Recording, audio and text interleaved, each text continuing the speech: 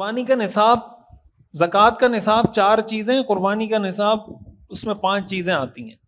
4 چیزیں وہی زکوٰۃ والی ہیں اور ایک اضافی ہے. جو زکوٰۃ والی 4 چیزیں ہیں اس میں سونا ہے، چاندی ہے، کیش اور مال تجارت. مال تجارت کی ڈیفینیشن یہ ہے، مال تجارت اس مال کو کہتے ہیں وہ چیز جو آپ نے بیچنے کی نیت سے خریدی ہو. جیسے دکاندار اپنی دکان میں سامان خرید کے رکھتا ہے نا، وہ کیوں خرید کے رکھتا ہے؟ کہ میں اس کو آگے بیچوں گا. تو دکان کے اندر جو سامان ہوتا ہے یہ مال تجارت کہلاتا ہے. وہ سامان جو آپ نے اس نیت سے خریدا ہے کہ میں اس کو آگے بیچوں گا، اور اب تک آپ کی یہ نیت برقرار ہے، اب بھی آپ کی یہی نیت ہے کہ میں نے بیچنا ہے، اس کو کہتے ہیں مال تجارت. 2 شرطیں ہیں اس میں. پہلی شرط یہ کہ آپ نے خریدا ہو بیچنے کی نیت سے. دوسری شرط یہ کہ ابھی بھی آپ کی وہ نیت برقرار ہو. ایسے مال کو کہتے ہیں مال تجارت. بعض اوقات یہ ہوتا ہے نا کہ آپ نے کوئی چیز خریدی، موبائل خریدا بیچنے کے لیے، بعد میں آپ نے کہا چھوڑو یہ میں رکھ لیتا ہوں. کوئی پلاٹ خریدا بیچنے کے لیے، لیکن بعد میں آپ نے کہا کہ نہیں یہ میں بیچتا نہیں، میں اپنے لیے رکھ لیتا ہوں. تو جب آپ کی نیت تبدیل ہو گئی پھر یہ مال تجارت نہیں رہے گا. بہرحال تو سونا، چاندی، نقدی، کیش اور مال تجارت. اور 5ویں جو چیز ہے قربانی کے نصاب میں ایکسٹرا، وہ ضرورت سے زائد سامان. ضرورت سے زائد سامان کا مطلب ہوتا ہے ایسی چیزیں جو سال بھر استعمال میں نہ آتی ہوں. کسی بھی پورا سال گزر گیا، گھر میں کوئی ایسے برتن رکھے ہوئے ہیں، کوئی ایسی چیزیں رکھی ہوئی ہیں کہ پورے سال میں ضرورت ہی نہیں پڑتی اس کی. کسی کے پاس ایسا پلاٹ ہے جو نہ اس میں رہتا ہے، نہ اس نے کرائے پہ دیا ہوا ہے، خالی پلاٹ ہے اور اس کی ملکیت میں ہے. وہ پلاٹ نہ تو خود اس میں رہتا ہے اس مکان میں، نہ اس نے کرائے پہ دیا ہوا ہے، خالی پلاٹ ہے. اب یہ جو خالی پلاٹ اس کے پاس رکھا ہوا ہے، اس کا مطلب یہ ضرورت سے زائد. ایسی گاڑی ہے جو پورے سال میں ایک دفعہ بھی استعمال نہیں ہوتی. ایسے برتن ہیں جو پورے سال میں ایک دفعہ بھی استعمال نہیں ہوتے. کوئی بھی ایسی چیز. تو پھر جب قربانی کے نصاب کو کاؤنٹ کیا جاتا ہے، جب اس کا حساب کیا جاتا ہے، اس میں ان چیزوں کا بھی حساب ہوتا ہے. اور نصاب وہی 52.5 تولہ چاندی ہے. 52.5 تولہ چاندی آپ گوگل پہ لکھیں گے 52.5 تولہ چاندی کی کیا قیمت ہے. اچھا، اس میں اعتبار عید کے 3 دنوں کا ہوتا ہے کہ عید کے 3 دنوں میں وہ صاحب نصاب ہو. یعنی مثال کے طور پر ایک آدمی عید سے 1 دن پہلے تک مالدار تھا، عید سے 1 دن پہلے مثلاً ڈکیتی ہو گئی، سب کچھ صفایا ہو گیا، تو اس پہ قربانی واجب نہیں ہے. عید کے جو 3 دن ہیں ان میں وہ صاحب نصاب ہو تو اس پر قربانی واجب ہوتی ہے.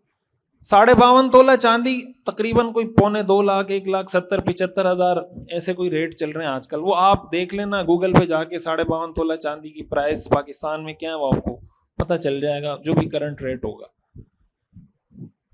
تو اگر یہ ساری چیزیں ملا کر کسی کے پاس اتنی اماؤنٹ بن جاتی ہے، بعض اوقات یہ ہوتا ہے نا کسی آدمی کی تنخواہ آتی ہے تو اس سے ضرورت کی ساری چیزیں ہم مائنس کریں گے. مثلا کسی کی 2 لاکھ روپے تنخواہ ہے لیکن اس کا 30,000 کرایہ ہے، 20,000 بجلی کا بل ہے، 10,000 گیس کا بل ہے، 20,000 بچوں کی اسکول کی فیس ہے، 30-40,000 اس کا گروسری کا خرچہ ہے، وغیرہ وغیرہ. یعنی اب اماؤنٹ اس کے پاس 2 لاکھ روپے موجود ہیں اور کوئی قرضہ بھی نہیں ہے اس پہ، لیکن یہ 2 لاکھ روپے اس کے مہینے کے خرچے کے ہیں، تو اس پہ قربانی واجب نہیں ہوتی. یہ بات سمجھ میں آ رہی ہے؟ وہ پہلے ساری چیزوں کو مائنس کرے گا، اپنے گھر کے خرچے، کرایہ، بل، یہ وہ سب مائنس کرے گا. اگر اس کے بعد بھی اس کے پاس اتنی اماؤنٹ بچتی ہے جو 52.5 تولہ چاندی یعنی 1.5-2 لاکھ روپے بنتے ہیں، تب جا کے اس پہ قربانی واجب ہوتی ہے. اچھا، عام طور سے ہوتا یہ کہ خواتین کے پاس سونا ہوتا ہے. ہمارے معاشرے میں زیادہ جو قربانی واجب ہوتی ہے نا، وہ مردوں سے زیادہ خواتین پہ واجب ہوتی ہے. وجہ اس کی ہے کہ مرد کے پاس تو سونا چاندی تو ہوتا نہیں ہے، اس کے پاس ضرورت سے زائد کوئی سامان بھی عام طور سے نہیں ہوتا مرد کے پاس، اور کیش بھی ہر ایک کے پاس اتنا نہیں ہوتا کہ 1.5-2 لاکھ روپے اس کے پاس ایکسٹرا رکھے ہوئے ہوں، کم ہوتا ہے ایسا. زیادہ جو قربانی واجب ہوتی ہے وہ عورتوں پہ ہوتی ہے. وجہ اس کی ہے کہ کسی کے پاس 1 تولہ سونا ہے، کسی کے پاس 2 تولہ، کسی کے پاس 3 تولہ، کسی کے پاس 4 تولہ. اب 1 تولہ سونے کی قیمت بھی 52.5 تولہ چاندی سے زیادہ ہے. 1 تولہ سونا، اب 1 تولہ سونے کے ساتھ اگر اس کے پاس یہ 5 چیزیں نا، 5 چیزوں میں سے کچھ بھی اس کے ساتھ مزید موجود ہے. مثلاً 1 تولہ سونا ہے، ساتھ اس کے پاس کیش بھی ہے. اسی طرح 1 تولہ سونا ہے، ضرورت سے زائد چیز ہے، تو پھر ان سب کی قیمت لگائی جاتی ہے. جب قیمت لگاتے ہیں تو اگر 52.5 تولہ چاندی کی قیمت کو پہنچتا ہے تو ظاہر ہے 1 تولہ سونا پہنچتا ہے 52.5 تولہ چاندی کو، تو پھر ان پہ قربانی واجب ہو جاتی ہے.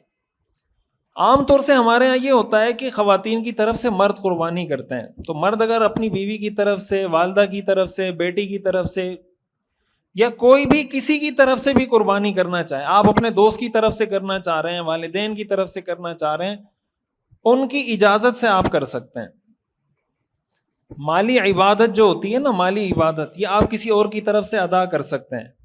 یعنی نماز تو آپ کسی اور کی جگہ نہیں پڑھ سکتے کہ آپ کہیں کہ آپ کی جگہ عشاء کی نماز میں پڑھ لوں گا یا آپ کی جگہ فجر کی نماز میں پڑھ لیا کروں گا. بدنی عبادت میں کوئی آپ کو آپ کی نیابت نہیں کر سکتا. لیکن جو مالی عبادت ہوتی ہے جیسے زکوٰۃ ہے، قربانی ہے، یہ آپ کی طرف سے کوئی اور بھی ادا کرے، آپ کی اجازت سے تو ادا ہو. آپ نے کہا ٹھیک ہے ادا کر دو، اس نے ادا کر دی تو آپ کی زکوٰۃ ادا ہو جائے گی. یہی حال قربانی کا ہے کہ آپ گھر والی کو کہتے ہیں بھائی تمہاری قربانی میں کر رہا ہوں، والد کو آپ نے کہا آپ کی قربانی میں کر رہا ہوں، والدہ کو کہا کہ آپ کی قربانی میں کر رہا ہوں، تو ان کی اجازت کا مطلب یہ نہیں ہوتا وہ زبان سے آپ کو اجازت دیں کہ میں آپ کو اجازت دیتا ہوں یا میں آپ کو اجازت دیتی ہوں. جسٹ آپ ان کو انفارم کر دیں، بس اس کا مطلب اجازت ہی ہوتا ہے. کون منع کرتا ہے؟ آپ کسی کی طرف سے قربانی کریں گے تو کون منع کرے گا؟ وہ ظاہر ہے وہ اجازت ہی دے گا. تو خواتین کی طرف سے مرد قربانی کرنا چاہیں تو کر سکتے ہیں، ان کو بتا دیں کہ ہم آپ کی طرف سے قربانی کر رہے ہیں. اور ایک بات یہ بھی سمجھ لیں کہ قربانی ہر صاحب نصاب پہ واجب ہوتی ہے. گھر کا کوئی ایک آدمی قربانی کر لے، اس سے قربانی اس کی ادا ہو جائے گی جس نے کی ہے. مثال کے طور پر گھر میں 3 لوگ ہیں جو صاحب نصاب ہیں، کسی کی گھر والی ہے وہ بھی صاحب نصاب ہے، بیٹا ہے وہ بھی صاحب نصاب ہے، والد ہے وہ بھی صاحب نصاب ہے. تو ان پہ 3 قربانیاں واجب ہوں گی. ایک قربانی نہیں کہ والد نے قربانی کی باقی سب کی طرف سے ادا ہو گئی.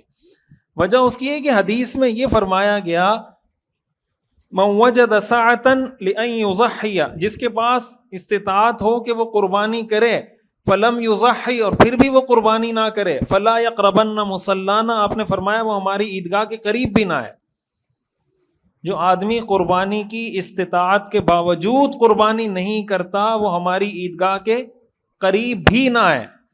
تو اس میں ہر آدمی پہ جو بھی استطاعت رکھتا ہو، حدیث میں اس کا ذکر ہے کہ جو بھی استطاعت رکھتا ہو اس پہ قربانی کرنا واجب ہے.